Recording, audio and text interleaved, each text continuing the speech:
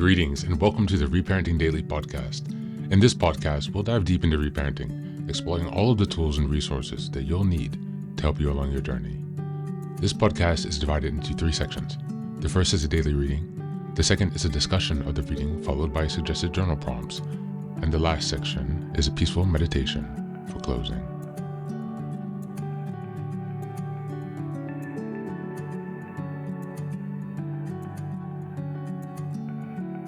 Good morning, good afternoon, and good evening from whenever and wherever you're joining us today.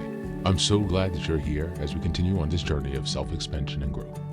If this is your first time, welcome. Before we dive in, a quick reminder.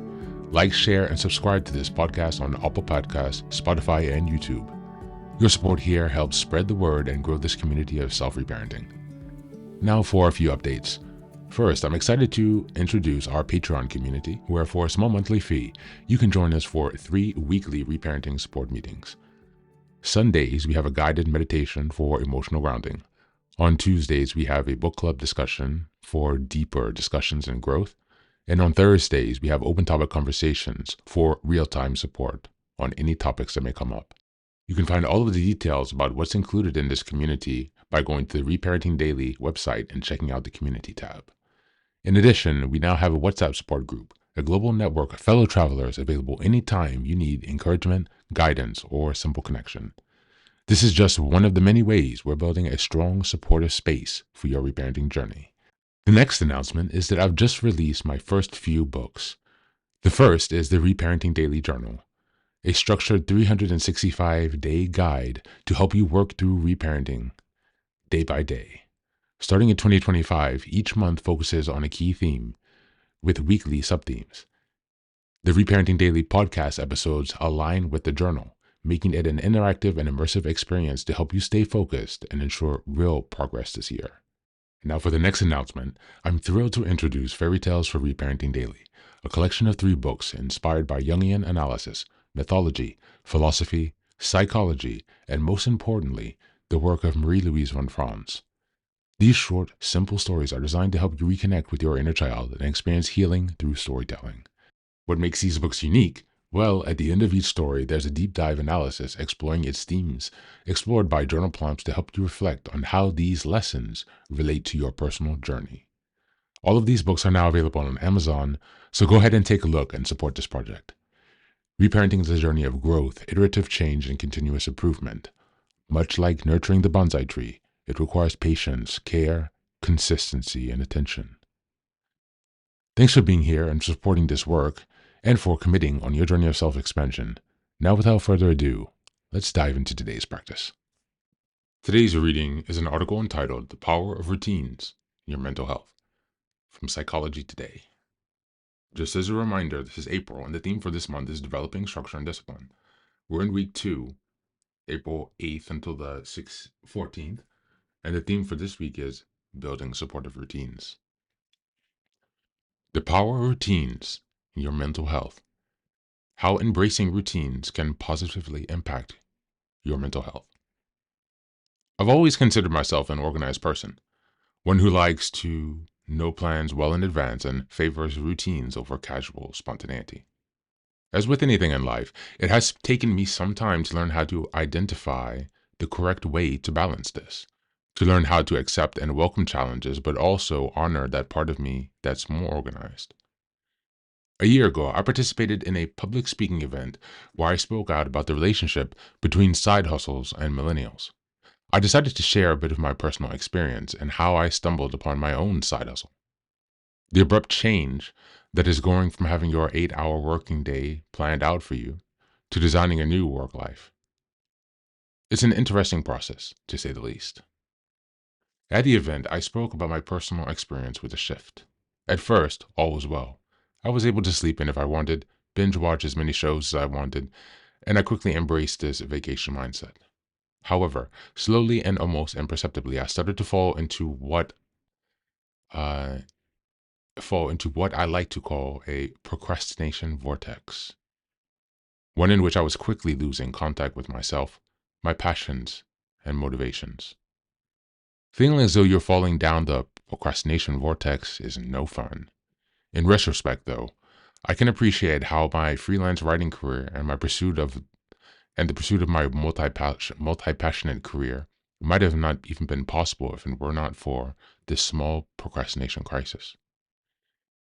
Maybe if it hadn't been for this, I wouldn't I would have never been able to discover just how powerful my routines are for my mental health. The science behind the connection between routines and mental health. The importance of routines has been associated with a variety of mental health conditions, including bipolar disorder, addiction, depression, among others. The reason behind this is that when we organize ourselves, we know what to expect. It's easier to actively work towards counteracting thoughts and symptoms of any of the aforementioned mental conditions. A study published in the Lancet Psychiatry found that people who favor an active daytime routine over a nighttime one have healthier sleep cycles. These consequently associate with better mental health and minimize risk of developing emotional difficulties.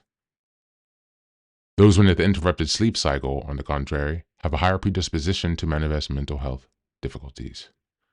Another study published in the Journal of Abnormal Child Psychology found that family routines help to moderate impulsiveness and oppositional symptoms and traits in children. This is not surprising when we understand that routines protect and help children feel safer because they know what to expect. Thank you, and that's the reading for today. You can check out the full article by checking the link in the show notes.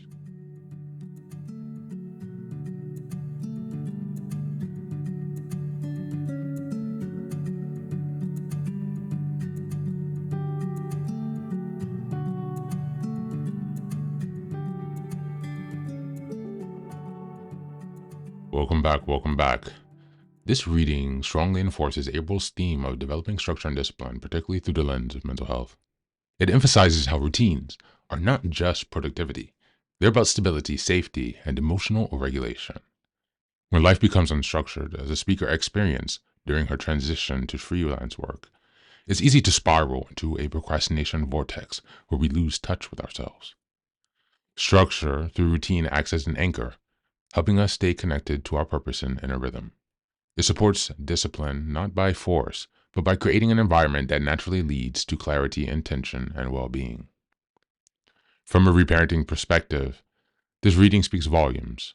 Many of us never had consistent routines as children, or we had routines that were based on fear and control rather than support and care. When we create intentional, compassionate routines as an adult, we're reparenting our inner child, offering them what they never received: predictability, comfort, and a sense of safety. The science cited on sleep cycles, emotional stability, and childhood behavior make it clear that structure is not just helpful, it's essential for healing. Supportive routines are one of the most powerful forms of self-parenting we can offer to ourselves. As we go into the journal prompts for today, number 1, where in my life do I currently feel most unstructured? And how is that affecting my mental or emotional state? Number 2, what routines feel like my childhood? Were they safe, stressful, or non-existent? How can I redefine them now? And number 3, what's one daily ritual I can create this week that would help my inner child feel more secure and connected? Thank you. That's all for today. As always, thanks for being here. Take care of yourself, and please do be well.